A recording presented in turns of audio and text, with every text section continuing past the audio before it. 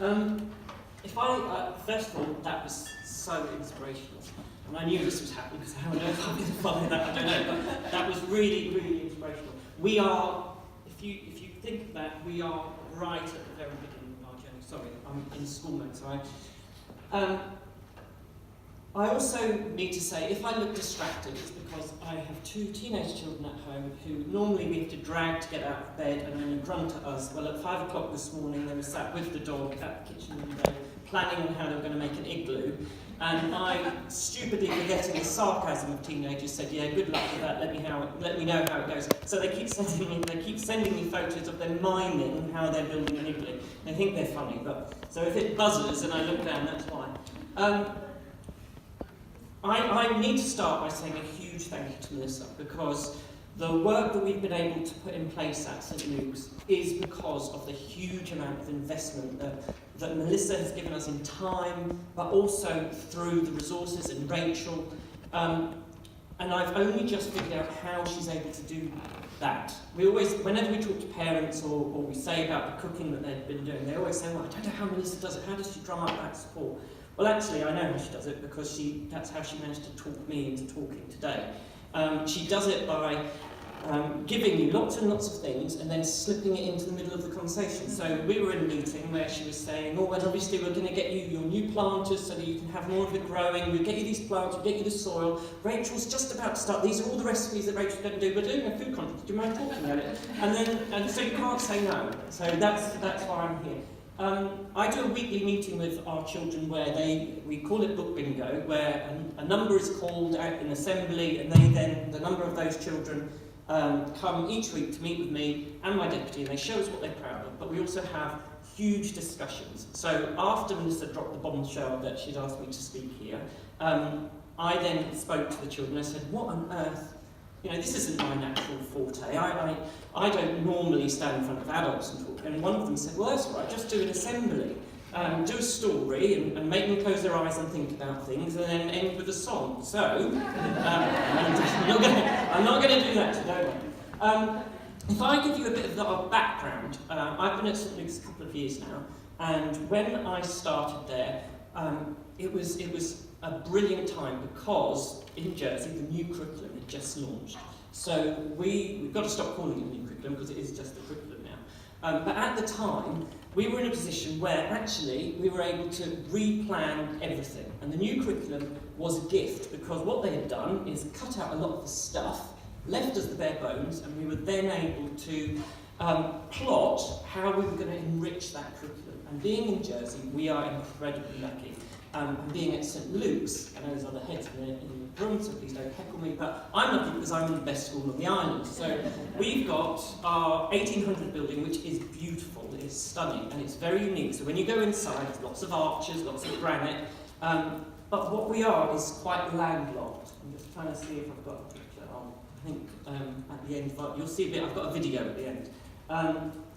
So we've got quite a small outdoor space, but we're situated next door to Howdales Park and next door to Half Park Beach. So from a tiny school, we are one of the smallest schools in the island, we actually have amazing facilities on our doorstep. But what we wanted to look at with the children is what other ways can we enrich the curriculum. So yes, we do have forest schools and beach schools where we use the park and we use the beach, but we wanted the children to be involved in planning the curriculum. And so we had these meetings with the subject leaders and coordinators, met with the children and asked them, what are your memories? Asked the year sixes, what do you remember most from your time being at school? And they would talk about going to Hoogby, they would talk about going to the war tunnels. But every single child we spoke to, their main memory was a cooking event. So it was either being in reception and making their own snacks, or being in year 4 when it was Chinese New Year and Joshua's dad came in, who owns a Chinese restaurant down the road, and they made Chinese food. So we took that, and we knew that actually the cooking and food is such a big part of their lives. So we took that information, and when we spread the curriculum out on the tables, and we were meeting with teachers and thinking, how are we going to enrich this curriculum? I asked each of them, so what cooking do you do with your children? And we had year 6 said they made bread, and in year 5 said they made biscuits, and year 4 said they made some cakes, and yes, every now and then you'd have a one-off wow event moment like Chinese New Year, but for the majority, a lot of the cooking that we were doing in school was cakes, biscuits and breads. And we looked at why was that, and I've got very young staff, and actually it was because their skill set, their confidence was, they knew that they could make a cake, they knew that they could make some bread, but their confidence in trying something else just wasn't there. Now, at St Luke's, I was really, really lucky because, unlike other schools, we had a volunteer, very gifted, clever, beautiful volunteer. I'm picking her up, she's over there. Julia, who used to come in and do cooking with our children at St Luke's. And where we were really lucky is Julia's background in teaching and education, and you can take the teacher out of the classroom, but you can't stop them teaching when they're with children. So you would go in and they would be cooking lots of different recipes, but actually they were adding up the cost of the ingredients, they were writing, there was lots of learning going on. So you can imagine how devastated I was after just starting at the school when Julia came and said, I'm really sorry, I'm going to have to stop coming in anymore because I've started doing some work with caring cooks. I was like, no, we're one of the only ones who've got such a brilliant... Anyway, to sweeten the deal, what she said is, I'll introduce you to Melissa, and we're looking for a couple of schools to pilot it in. Melissa had already been in talks with Samurai and with Mont Nicole, and we fit the brief in terms of at our school. We are a town school, but we're filled with country children, if that makes sense. So my children are very eloquent, they love talking about what they're doing. In fact, trying to get them to stop talking is the trick. So if ever you come by, you're welcome to come into St Luke's. You'll be met by children who will talk in just trying to stop them talking about what they're doing each day. So I think by being a mixed bag of, we've got some children who live in the most amazing houses and some who live in one room, having that mix in our school means that we've got a very mixed background to the children's lives. So we've got some children who just eat ready meals, and we've got some children who have amazing meals. But when they're doing cooking, they're all equal. And it was through seeing them work with Julia and then through seeing them working with Rachel that you actually see we've got some children with high need, really, we've got some children with autism, we've got children with ADHD, we've got some children with significant learning needs. But actually, when you see them in preparing the foods, it's very difficult to point them out.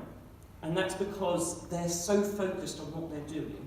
And actually, no matter what you do when you're cooking, you're being successful because you are engrossed in chopping up the carrot or mixing the ingredients for a stir fry or whatever you're doing. The end result is still, and the end result, it's not a yes or no, a pass or fail. So we found that the children were so engrossed and so engaged in cooking that we knew that we wanted to move forward with this. In our school, we do have, and I would say this is probably the same throughout the island, our early years was the area that actually the most food and preparation of food was going on, because in the early years, and it's within every school I've ever worked in, and plus working in the private sector as well, they encourage the children to make their own snacks, they encourage them to make hummus, you encourage them to sit round a table and eat together in small groups with an adult to talk it through. So you've got that rich experience, and what we wanted to do was replicate that and move it up through the school. So what we first did was we met together with Melissa, so myself and the two other head teachers, and Melissa pitched her idea of what she wanted to do. And we really respected what Melissa wanted to do, but we knew that if it was going to matter, if it was going to actually make a big difference, it needed to be embedded in the curriculum. So it couldn't just be an add-on. Having cooking going on can't just be the one-off Chinese New Year. We wanted to make sure that actually the good practice that we had had with Julia, the adding up of the ingredients, the making of the shopping list, all of that type of thing, we wanted to be able to see that in action, but we also wanted to be able to track it so that we knew the impact. So we made sure that we gave time to this. So as head teachers, we sat with Melissa and we came out with a skeleton plan, and then all 3 schools agreed to release our teachers. So we released our Year 2s and Year 4 teachers to all get together so that we could plan around the cooking. So if they were going out in groups and cooking and using spices, it made sense to us that actually, why not bunch together the bits of curriculum that are going on through the year? So our geography work, our science work, put that into the same day. So actually, for the whole day, whatever they're doing is linked together. So they might be looking about the spice trade. They might be learning about adding up the ingredients. They might be, we timetabled it so that our gardening club was happening at the same time, so that they would then be going out to, we never actually been able to time it right, as Jersey weather always happens, that our tomatoes are just coming into fruit as we break up. But they would go out and they would do their gardening club. They would then have a group going out to work with Rachel. And it made sense that we worked throughout the entire curriculum. So actually the 6-week block means that you're not losing learning time. They're not going out as an extra, it's part and parcel to the day and part and parcel to the curriculum. So once our Year 4s and Year 2s all got together, they were able to share their ideas and come up with a plan. We also got gardening advice, because although, again, with the best one in the world, we had a volunteer doing our gardening, we wanted to make sure we were doing the best thing. So as a school and as other schools, we were doing the planting the Jersey Royal competition. We were planting tomatoes. But actually, what we wanted to do was plant ingredients that we would be able to use. So plant things like peas, so that when the children are out in the playground, they're able to just pick the peas and eat them. Things like that.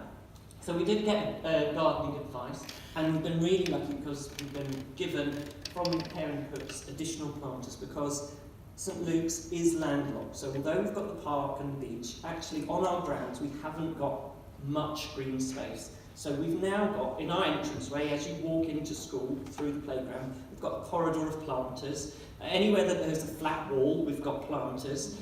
We've even got little sub-areas divided off with very thin planters, so that actually, as the season moves on, the school feels greener, it feels more countryish rather than, in fact, a lot of the time, if you come in the summer, a lot of our areas, you wouldn't actually know that you were on the outskirts of town, you would feel that you were in the country. We also wanted to get our parents on board, and so we've done a lot of work with our parents, talking about what home life is like, what is the amount of cooking that you do with your parents. And the interesting thing is I went home when this started, very enthused. My wife's a teacher as well, and my 2 children, so over dinner, were saying, we're going to be doing this, we're going to be doing that. And my children looked at me and said, well, when was the last time you did cooking with us? And actually, they were quite right.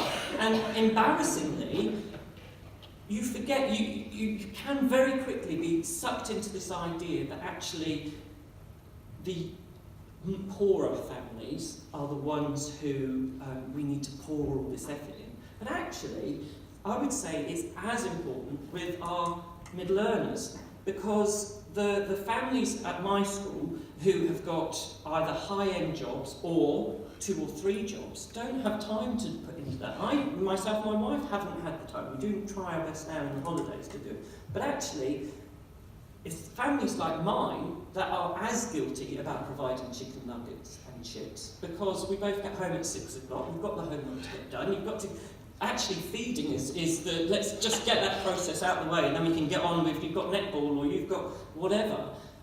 So it was about trying to get the parents on board, because if I'm feeling like that, of course they must be feeling like that as well. So we do make sure that we do a lot of dialogue with parents. So Caring Cooks produce a questionnaire and survey that we send out to our parents, but also as part and parcel of our daily interaction with them, that's part of what we talk about. And part of our book bingo, where they're showing what they're proud of, we'll also be talking about, and what you eat, what's your favourite meal? You talk about home as well, you bring it in. Have you tried doing any of the recipes at home?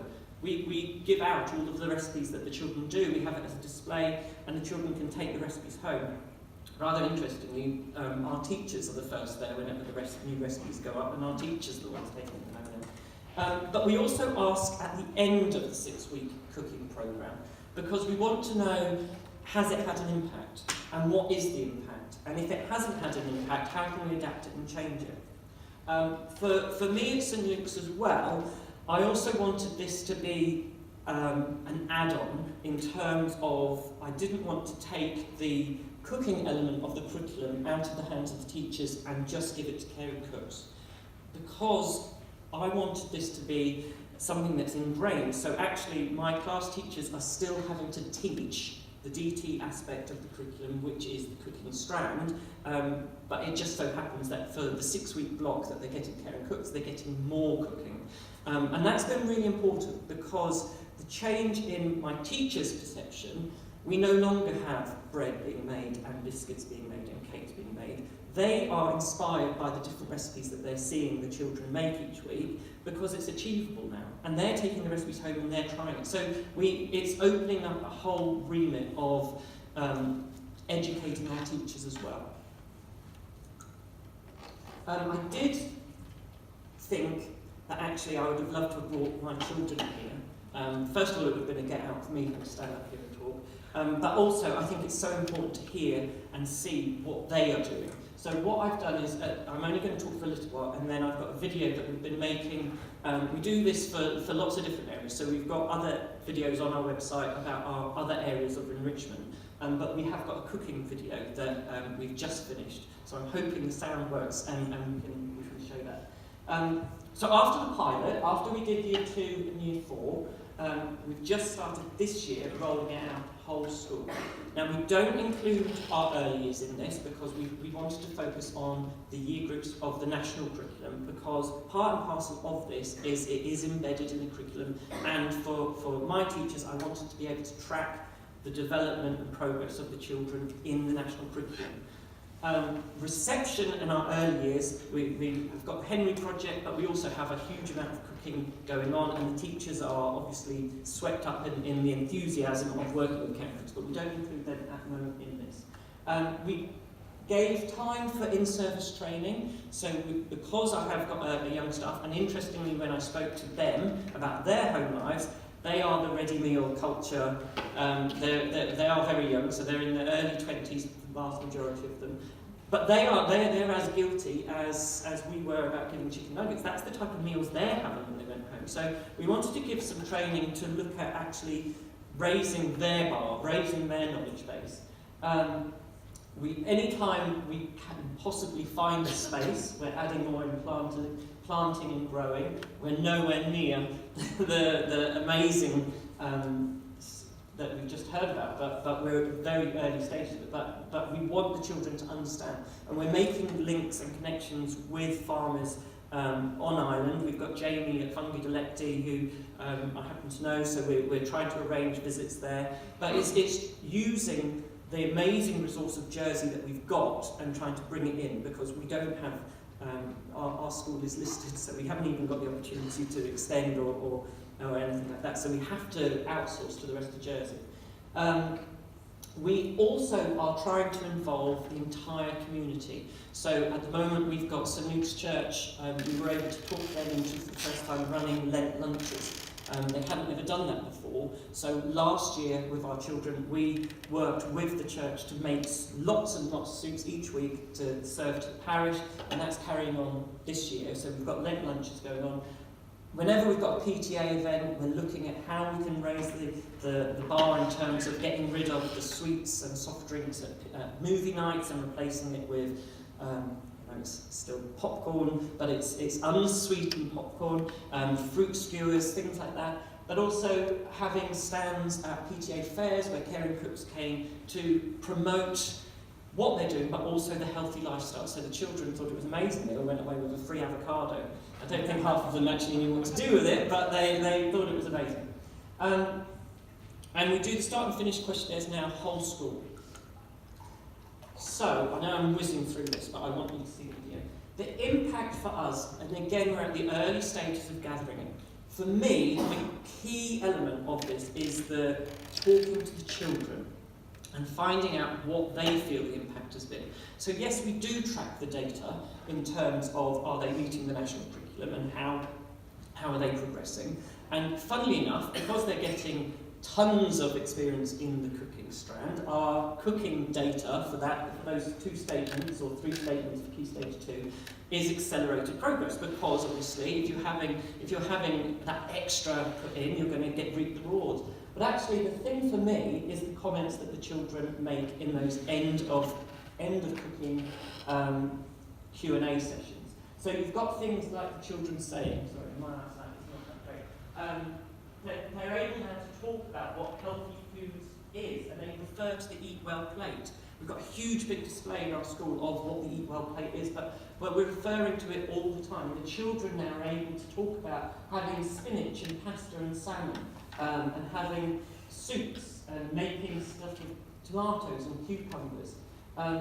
But it's the impact on the other subject areas that we're only at the starting point of being able to see the benefits of. So things in our English and maths. We don't have a kitchen. We're at the moment just using a small room. So we are relying very much on the teachers able to do things in the classroom. But we are, of course, already seeing the impact in English and maths, and at the very, very, very early stages of what we were hearing about before. The skills is a huge thing. So, like we were hearing about using the knives and using the graters, and children feel a huge amount of pride that they actually can do this safely. And that's the first thing they want to tell you. As you're walking in or walking past, they'll come and say, oh, I was chopping with a knife today, or and they can tell you about the bridge method. They can tell you about the skills. And I think that's the real important thing. You hear them talking to their parents on the way home, using that terminology. So you know that actually we're almost educating the parents as well. So, if I can move on to the video clip. I have to, it's only just been finished, so I got it emailed to me last night, and I don't know why I bothered with my children, I showed my children, and my son, who is in Kevin and Perry mode at the moment anyway, he normally just grunts, he did say, oh, you don't look that good. So I do apologise. And I'll let you see, but he is right, to be fair. But this is a really good opportunity for you to see a little bit of what's been going on at St Luke's, and I'm going to let it run, and then I'm going to sit down, because I really don't like doing things like this. So, thank you.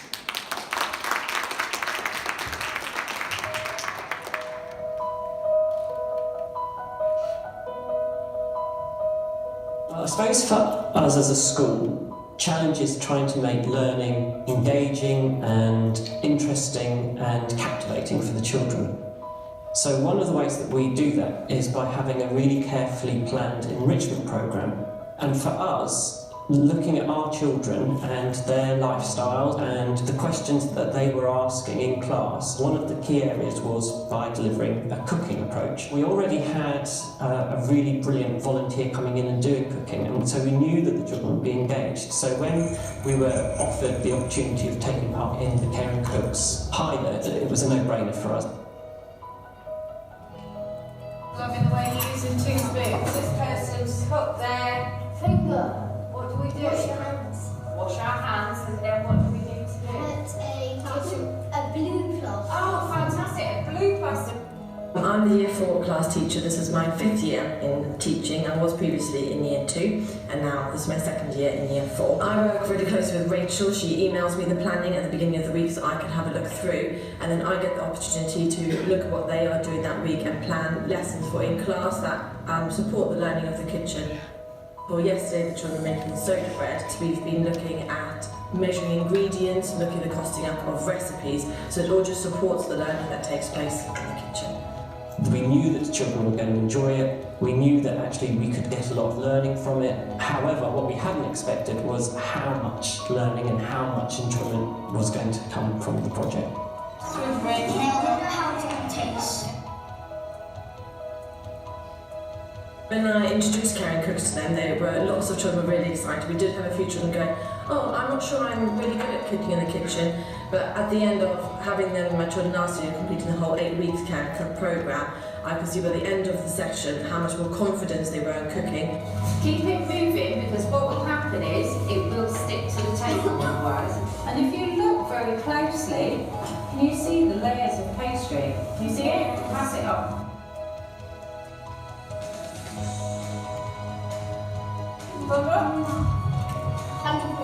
Liz, would you use these in your pack, don't you? Yeah. Maybe. I think you must have thought it was. Yeah, you could use it nice and salty. Well, you said that. Good. But yes, it's been overwhelmingly positive.